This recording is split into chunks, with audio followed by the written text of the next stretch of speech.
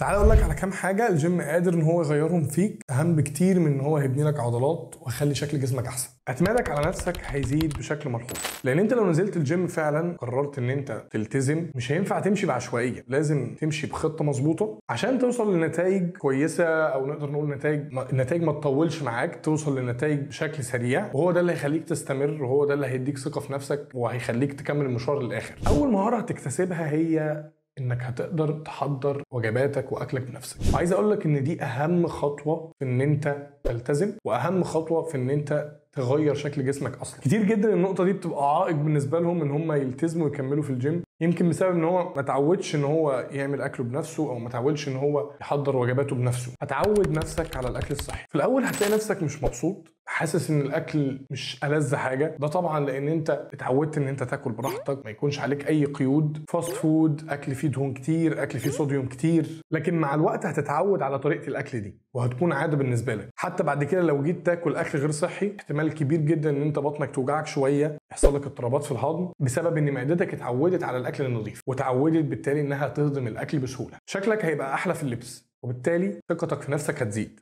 سواء ان انت كنت زياده في الوزن وبالتالي شكل جسمك ما كانش افضل حاجه، او ما كنتش انت راضي عن شكلك في الهدوم. لما هتخسر الوزن شكلك هيبقى احسن، الهدوم هتبقى افضل عليك، هتلاقي مقاساتك بسهوله. كذلك النحيف برضو لما بيبدا يزيد في الوزن ويبدا يعمل عضلات، اللبس بيبدا يبان عليه مظبوط اكتر. ويمكن النقطه دي تقريبا هي النقطه اللي كله بيسعى عشانها، وهي اكبر حافز في ان انت تنزل الجيم اصلا وتستحمل كل الصعوبات دي. رقم 4، هتلاقي ان اولوياتك في صرف الفلوس اختلفت. هتلاقي نفسك بتصرف فلوسك على لبس الجيم، او مثلا تشتري مكملات، واللي هي بالمناسبه استثمار في نفسك. يعني بدل ما تصرف الفلوس دي في حاجه هتضرك، او حاجه هي رفاهيه زياده عن اللزوم، لا هي هتنفعك ولا هتضرك، لا انت بالتالي بتصرف فلوسك في المكملات اللي هي بدورها بتساعدك تتطور بشكل اكبر، تساعدك ان انت تبني كتله عضليه بشكل اكبر. نومك هيتظبط. لو انت عايز فعلا تبني جسم كويس لازم تظبط نومك. عمليه البناء العضلي عمليه معقده شويه، عمليه بتاخد وقت طويل، ولكنها بتتبني على 3 اعمده رئيسيه: التمرين، والتغذيه السليمه،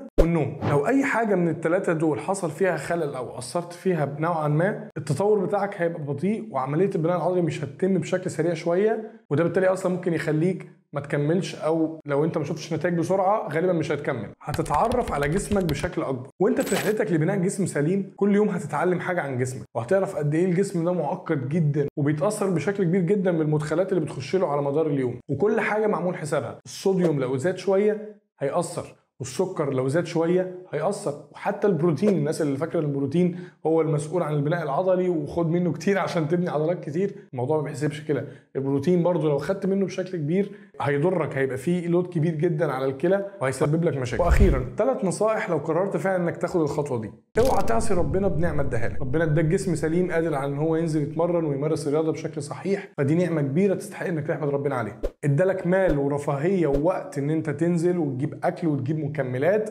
ودي كلها نعم المفروض تشكر ربنا عليها. وانت في الاخر بتروح الجيم تقضي ساعه ولا ساعتين حاطط السماعه في ودانك مشغل اغاني عشان ترفع لك 5 كيلو ولا 10 كيلو زياده. ما تمشيش مع التيار، كله بيسمع اغاني، انت اسمع قران، اسمع بودكاست تستفيد منه. انت قادر وقت التمرين ده يا اما تخلي عداد حسناتك شغال، او تخلي عداد سيئاتك هو اللي شغال. اصلح النيه، خلي نيتك ان انت تحافظ على جسمك، كما قال النبي صلى الله عليه وسلم: ان لبدنك عليك حق. انك تخلي الناس تغير نظرتها عن الشاب المسلم، او الناس تبقى فاكره ان الشاب الغربي بيهتم بشكله اكتر، او بيهتم بجسمه اكتر، او بيهتم بصحته وباكله اكتر. عايزين نغير الصوره دي شويه عن الشاب المسلم. ما تخليش نيتك انك تفتري على الناس، او انك تفتن البنات بشكلك. اصلح نواياك. واخيرا اياك والعجب.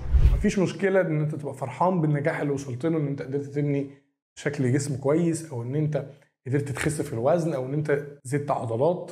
مجال كمال الاجسام ده الواحد بيشوف يعني في زياده شويه في حب النفس، او ان انت تستعرض نفسك بشكل زياده عن اللزوم. انشف واحد واجمد واحد واكبر واحد، افتكر دايما انك ضعيف، وانك كل اللي انت فيه ده بفضل ربنا مش شطاره منك، وان دور برد واحد قادر ان هو يقعدك في السرير وتخس كل العضلات اللي انت عملتها. انزل اتمرن وحسن جسمك.